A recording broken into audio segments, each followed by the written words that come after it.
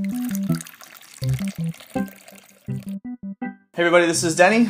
And this is James from TDB, bringing you episode 106. And so, what do we have today? We have a black tea. Yep. So this was sent to us by Vicky of Tan Long Tea, so thank you, Vicky.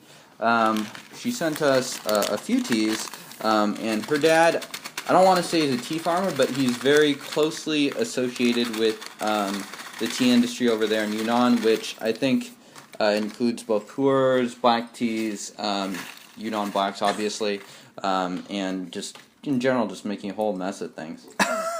Wait, no, that's not him. So how's this tea look and smell?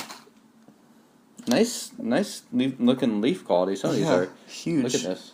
This is a nice big leaf. Or a stem. Yeah, that's true.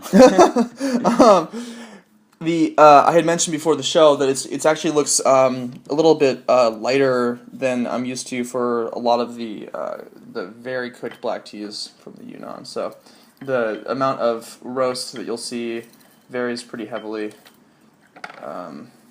Some of the teas that we see are really small leaved and just pitch black. This one seems like it's pretty fluffy. Looks like it's a combination of a nice roast and fermentation a little bit. And because it's so fluffy, I would normally fill the gaiwan a little bit less than this, but I think this will be okay. We're going to use just start off with the boil water here, and this is a blind one for sure. So Yep, we have not tried this tea. Let's see what we think. Wow, super aromatic. I don't know if you can smell that quite yet, but it'll hit you in a second. I cannot. How's the clarity looking? Actually, really good. Yeah. Yeah, actually, really good. Well, on the packaging, it says all natural. All natural black tea. Look at that. Wow. All right, give that a sniff. Sir?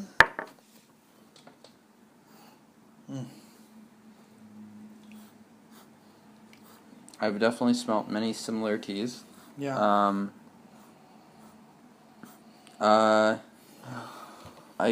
don't know. It's been a while since I've had this, so I want to say it smells like a Yunnan black, but because it is a Yunnan black, but it has a very familiar scent to it. But I don't drink this stuff often enough to place it super easily.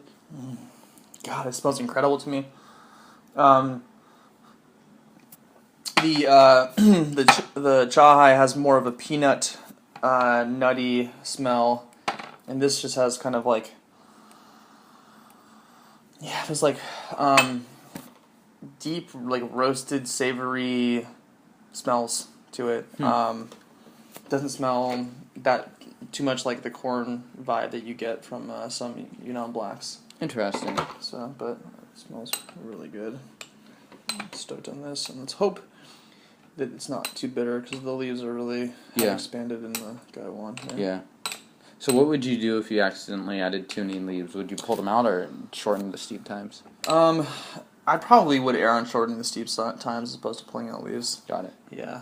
Because it's just kind of... I've done that before when I've like really messed up, but it's just kind of a nuisance. And then you gotta take the wet leaves and use them somehow or do something with it. So yeah, or you could add them back in slowly. It's true. Yeah. Actually, I have done that a couple times, but... So it's brewing up an orange, I would say, so not a deep red. So that makes me believe that you probably did not overdo it, and this hopefully will not be very bitter. At least I wouldn't think so. But like you said, the leaves have definitely fully expanded in the gaiwan. The base material looks very nice. Yeah. Hardly any stems in there, or are there some stems? I don't know. I'm having a hard time placing the really smell. Nice aroma. Yeah, it's a little creamy. A lot of sweetness off of it. Maybe some of that dried apricot sweetness to it. Yeah, a little bit of that tobacco-y smokiness. Yeah. Cheers. Cheers.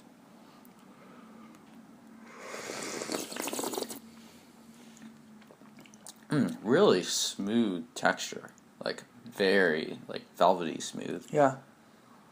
And interestingly, there's a hint of bitterness at the front of it, and then it transitions to this like nice sweet, and then kind of comes back to that like lasting bitterness. Nice long finish.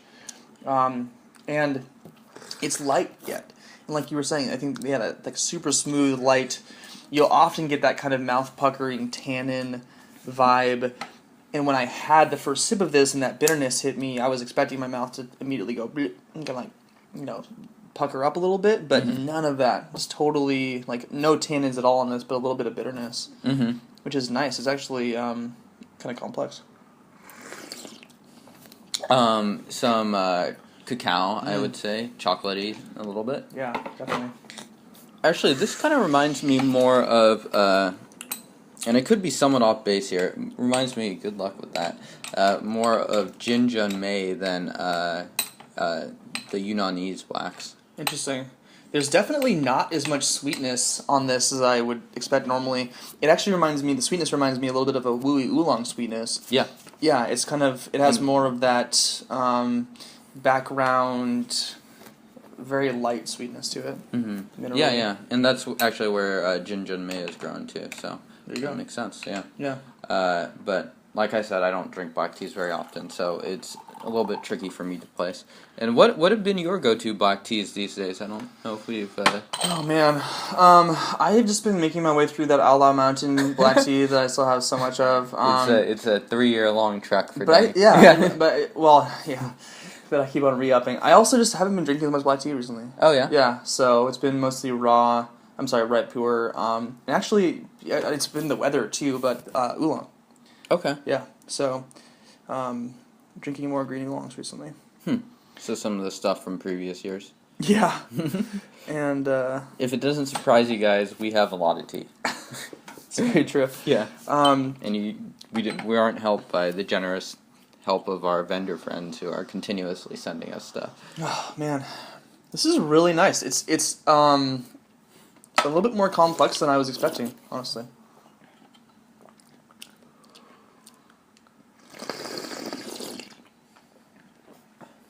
A little bit tannic, especially kind of towards the middle, but very smooth still, and it's not tannic in like a bad way. Yeah, it's hard, very light on that. I'm not getting much of it. It's more than the first steeping, but it's not.